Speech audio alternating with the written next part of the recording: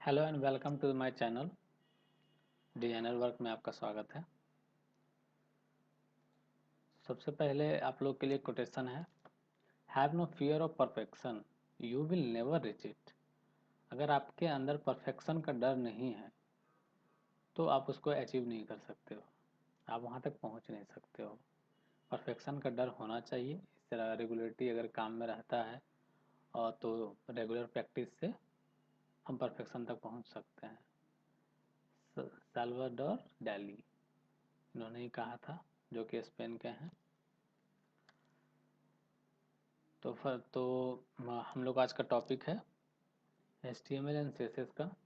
हम लोग इंट्रो देखेंगे और फोल्डर भी बना के देखेंगे कि किस तरह से सबसे पहले जो स्टार्टिंग करते हैं हम लोग कोई भी प्रोजेक्ट को, तो फोल्डर कैसे बनाते हैं और HTML में कैसे हम लोग स्टार्ट करते हैं।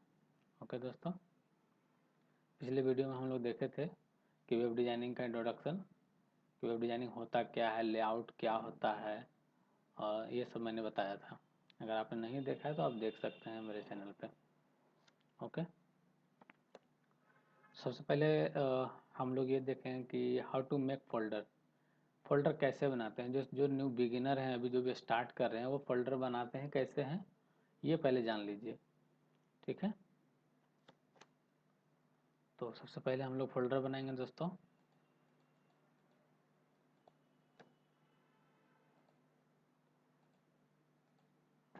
तो हम लोग अपने स्क्रीन पे भी आ चुके हैं। अब यहाँ पे एक फोल्डर बनाएंगे। सबसे पहले फोल्डर आप किसी भी नाम से बना सकते हैं, जैसे हम नाम दे देते हैं, अपना ही नाम दे देते हैं। ठीक है, मैंने महेश नाम दे दिया इस फोल्डर का। अब ये फोल्डर को यहीं पे रखना है। ठीक है, फोल्डर बन चुका है। अब क्या करना है, सबसे पहले अब हमको VS कोड और कोई भी एडिटर एक हम लोग को यूज़ करना है। आप नोटपैड यूज़ कर सकते हैं या नोट प्लस यूज़ कर सकते हैं। अब मैं VS कोड यूज़ करके आपको दिखाऊंगा कि VS कोड बहुत ही अच्छा होता है। और अभी जितने भी परफेक्शन जो वेबसाइट बनते हैं, प्रोफेशनल वेबसाइट, तो उसमें VS कोड ही यूज़ होता है। और रिएक्ट या हो सीखिए या फिर एंगुलर हो, तो आपको उसमें कोड करने में बहुत हेल्पफुल होगा। इस वजह से हम लोग, तो आइए गूगल पे हम लोग सबसे पहले फोल्डर बनाने के बाद सबसे पहले कोड एडिटर हम लोग कोई भी यूज़ कर लेंगे। जैसे हम लोग VS कोड, ये देखिए VS कोड जैसे आप टाइप करेंगे तो VS कोड आ जाएगा और इसको हम लोग डाउनलोड करेंगे। यहाँ से इसको अगर हम लोग क्लिक कर देते हैं, यहाँ से विंडोज़ के लिए भी देता है, विंडोज़ 64 बिट के लिए भी है, लिनक्स के लिए और मैक ओएस के लिए भी। तो आप सिंपली यहाँ विंडोज़ के लिए क्लिक करेंगे तो आपका डाउनलोड हो जाएगा। मेरा डाउनलोड किया हुआ है, इसलिए मैं डाउनलोड नहीं करूँगा। आप सिंपली से डाउनलोड करके और उसको जस्ट इंस्टॉल कर सकते हैं। नॉर्मल इंस्टॉल हो जाता है, आपको कोई तरह का प्रॉब्लम नहीं होगा। ठीक है दोस्तों, तो खुलने के बाद जो कोड एडिटर है जब ओपन होगा वो तो इस तरह से ओपन होगा। सिंपली विजुअल स्टूडियो कोड लिखा रहेगा। अब आपको फर्स्ट ऑफ ऑल क्या करना है, इसको क्लोज कर देना है और यहाँ पे जाना है टॉप लेफ्ट में ओपन फोल्डर पे। हमने एक डेस्कटॉप पे फोल्डर बनाया था, इसीलिए हम लोग को फोल्डर खोलना है, फाइल नहीं। तो फोल्डर में जाएंगे। ठीक है, ओपन फोल्डर पे क्लिक करेंगे और यहाँ से हम लोग डेस्कटॉप को चूज़ करेंगे। और मैंने अपना नाम का फोल्डर बनाया था, अभी यहाँ पे देखिए यहाँ महेश नाम का फोल्डर बना हुआ है। इसको आपको बस सेलेक्ट फोल्डर में क्लिक कर देना है। अब ये फोल्डर के अंदर ओपन हो गया, इसके अंदर से, है ना। इसको क्लोज कर दिया हमने। अब क्या करना है कि सिंपली इस फोल्डर पे आप जब VS कोड खोलेंगे, ओपन करेंगे, ये जब ओपन हो जाएगा तो आपको दिखेगा कि मेरे नाम का जिस नाम से आपने फोल्डर बनाया था वो सबसे पहले आपको फोल्डर का नेम शो करेगा। फिर ये जो है ये फाइल बनाता है। ठीक है, जैसे कोई भी हम फाइल बनाते हैं, छोटा छोटा फाइल, वो, और ये फोल्डर बनाता है। इसको रिफ्रेश करता है, इसको मिनिमाइज कर देता है ना, कोलैप्स कर देता है। क्लिक करेंगे तो ये लेफ्ट साइड कोलैप्स कर जाएगा। ओके, तो सबसे फोल्डर तो मेरा बना हुआ है, इसलिए सबसे पहले हम फाइल बनाएंगे। इसको क्लिक करेंगे और ये फाइल का यहाँ पे नाम देना है। ठीक है, तो जब सबसे पहले हम कोई भी डिजाइन बनाते हैं तो उसको हम लोग इंडेक्स नाम से डिनोट करते हैं। ठीक है, उसका इंडेक्स नाम देते हैं index.html। आप क्लिक करेंगे तो यहाँ पे आपका फाइल खुल जाएगा। अब क्या करना है, सबसे पहले HTML का जो एक्सटेंशन होता है .html होता है, ये आपको हमेशा ध्यान रखना है। कोई भी आप नाम दें, जैसे इंडेक्स नाम का आपने कुछ बनाया तो index.html, और अगर आप बाय द वे होम बनाते हैं home.html, इसका एक्सटेंशन जो हमेशा HTML होगा .html। ओके, तो सबसे पहले हम HTML को जो इसका मेन टैग जो होता है वो HTML टैग होता है। आप सिंपली VS कोड का सबसे अच्छी बात ये है कि आप जस्ट HTML जब लिखेंगे और इंटर करेंगे तो ये ऑटोमेटिक आपको क्लोज करके दे देता है। कोई भी आप टैग लिखेंगे तो इसमें ये क्लोज कर देगा उसको।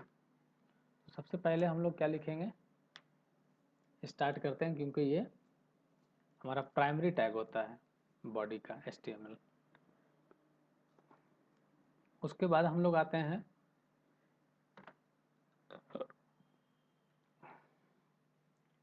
उसके बाद हम लोग हेड टैग देंगे।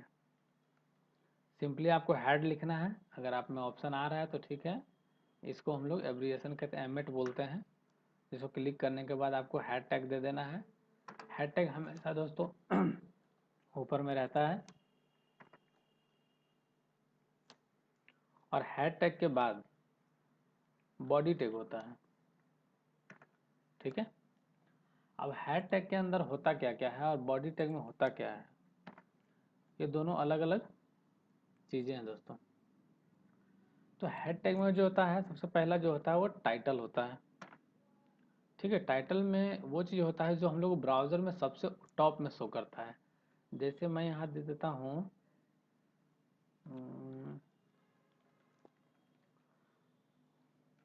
सॉफ्टवेयर।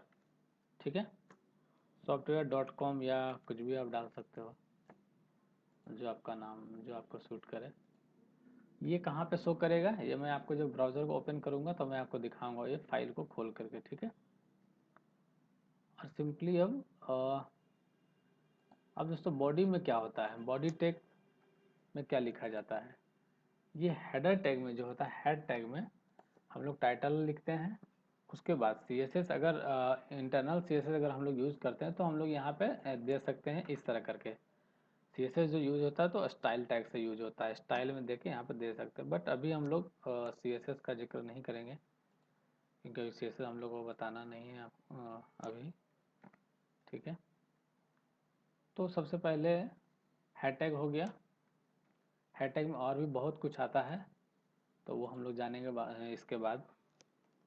बॉडी टैग में क्या होता है, बॉडी टैग में हेडर जितना भी आपको ब्राउज़र में दिखता है, जब आप फर्स्ट टाइम जब ब्राउज़र को लोड करते हैं और वो दिखता है आपको, तो वो बॉडी टैग के अंदर ही होता है। और हेड टैग वाला जो है आपको वो शो नहीं करता है। ठीक है, ब्राउज़र उसको रीड नहीं करता है। ब्राउज़र जो होता है वो सिर्फ और सिर्फ बॉडी टैग में जो लिखा होता है उसको ही रीड करता है। तो अब हम लोग बॉडी टैग में एग्जाम्पल के तौर पे अ, कुछ एक हेडिंग ले लेते हैं। H1 जो होता है वो हेडिंग टैग होता है। मैं जस्ट अभी मैं एग्जांपल करके दिखा रहा हूँ आपको, मैंने कुछ बताया नहीं है आपको कि टैग होता क्या है, बॉडी टैग क्या काम करता है, ये सब बताया नहीं है। मैं बताऊंगा बाद में,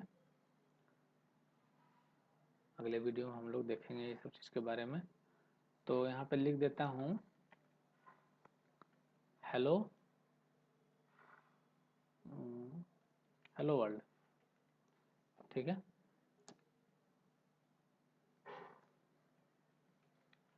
this is my first class of HTML। Okay, अब क्या होगा इसमें जो है, सबसे पहले हम लोग को ये देखना है कि टाइटल कहाँ पे आएगा, और ये जो हैड टैग लिखे हैं वो कहाँ पे शो करेगा, है ना। इसको Ctrl+S से सेव कर देना है। Ctrl+S से भी आप डायरेक्ट सेव कर सकते हैं, या तो फिर आप यहाँ पे जाके यहाँ से सेव भी कर सकते हैं ऑप्शन से भी, बट सबसे शॉर्टकट होता है Ctrl+S से। अब दोस्तों आइए हम इसको ब्राउज़र में चेक करते हैं। हमने जो फोल्डर बनाया था तो ये कहाँ पे गया होगा, जो फोल्डर मैंने बनाया था अपने नाम से, अभी index.html यहाँ पे है। तो अब इसको सिर्फ हम लोग ओपन करेंगे तो ये ब्राउज़र में ओपन हो जाएगा। और ये देखिए दोस्तों, जो हमने हैशटैग में लिखा था वो आ गया हेलो वर्ल्ड, है ना, this is my first class of HTML। तो ये H1 टैग में आया है, पूरा बोल्ड है अभी, और इसका टेक्स्ट थोड़ा सा बड़ा है ना। और software.com देखिए यहाँ पे आया है, जो हमने लिखा था टाइटल में, जो हमने लिखा था software.com, है ना। ये आप देख सकते हैं कि कहाँ पे शो करता है ब्राउज़र में, ये देखिए, है ना, software.com। तो इस तरह से हम लोग यूज़ करते हैं VS कोड का और HTML का, है ना। चलिए अब आगे चलते हैं HTML की ओर, आपको HTML के बारे में बताते हैं।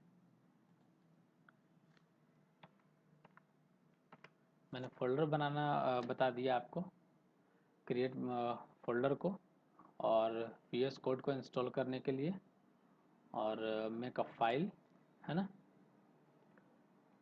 अब इसके आगे बढ़ते हैं दोस्तों। What is HTML? अब HTML है क्या? The first version of HTML was written by Tim Berner Lee, है ना। टिम बर्नर ली 1993 में। तो ये फर्स्ट वर्जन इसका आया था 1993 में।